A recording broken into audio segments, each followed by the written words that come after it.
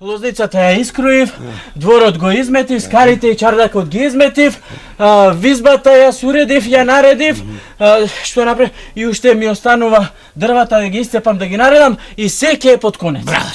Браво, а лалда те, слушай сега. Ќе се качиш горе во одајата, ќе раскрениш масата и ти видиш таму го остана троа лепче и хромиче, земи зеди го. Подкасти маце, најади се убаво, да не бидеш гладен, да не те боли главата. Разбираш ли? Е сетнем да ги степиш дрвата. Разбра? Браво на ниво. Да го ожде село жито, да го собереш зрното. Разбира, сето. Слушај, се доставиш. За 2 недели работата да биде готова. Катил човек. Кај цел живот гладен му измечарувам, а сега дури и со чотек ми се вали. Грбот ќе ми знаел, на грбот песна ќе ми пеел.